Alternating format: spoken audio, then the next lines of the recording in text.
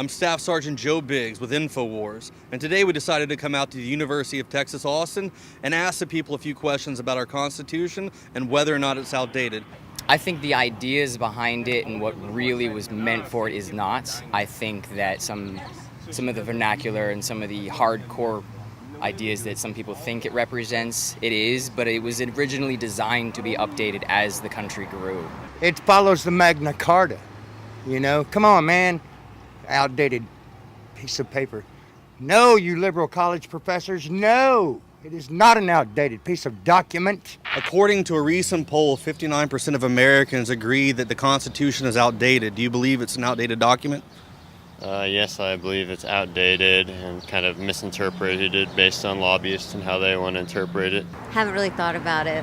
I think it should be modernized. I think we shouldn't follow a book that was written in the 19th century, or 18th century. So, okay, so if you could make any kind of changes to it, what would they be? Specifically gun laws. How so with that? I think our gun laws should be more tightened and controlled. I think it was written for a time that everyone walked around with guns and stuff. And right now we have police patrolling and government here to protect us. I'd say that's probably true.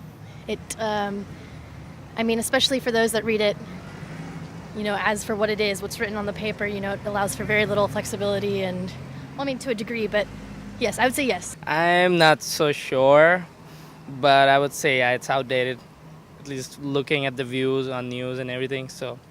Recently retired Supreme Court Justice John Paul Stevens said that we should change the Constitution. We should take a lot of the amendments away, get it down to about 7, and then also remove the right to bear arms. Do you think that's a good idea? I do not think that's a good idea. I don't know. We've got to 7 rights, like in the Bill of Rights. Is that what you were saying? Mm-hmm. We've got a Bill of Rights. That's like our 10, most important, fundamental rights. It's not okay to take that away. I think the citizens should always be able to protect themselves from the government in some sort of way. Maybe not guns, but maybe the right to bear arms in political sense. Yeah, I agree. Do you think we should just get rid of the Second Amendment altogether or keep it? Is that a good idea? What's the Second Amendment again? The right to bear arms? Okay, yeah. Is that the gun control one? Yeah, that's the gun control one. I think that's a personal choice because, it is necessary sometimes to have, weapons. I would say that, people shouldn't be allowed to bear arms. Should or shouldn't? Shouldn't.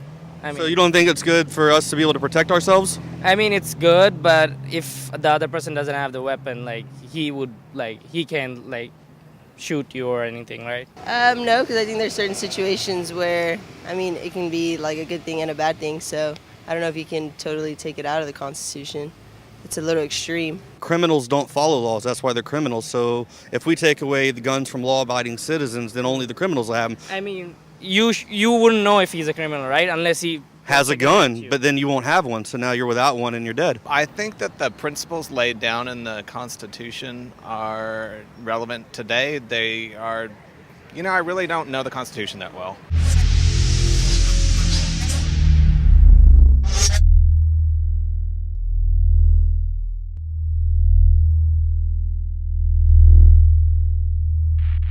General, what do you think about the FBI saying that there's a terror alert on Monday about a potential Fort Hood situation? The police are shoving people, shoving Alex, shoving the crowd. Here we go, folks. I'm being assaulted. Whether it's the radio show, the news websites, documentary films, or the nightly news, InfoWars is the tip of the spear. Is this another false flag stage attack to take our civil liberties and put more homeland security while sticking their hands down on the pants on the streets? It's up to us to set brush fires in the minds of men and women everywhere. And that's what PrisonPlanet.tv is designed to do. You watch, the Assad regime is going to be blamed or accused of using chemical weapons against the so-called rebels. What we see now is a war against reality. It's a war against the truth. It's more vital than ever that supporters of freedom become members of PrisonPlanet.tv and share their membership with up to 11 friends and family. Visit InfoWarsNews.com today. Become a member, share your membership, and help take the InfoWar to the next level.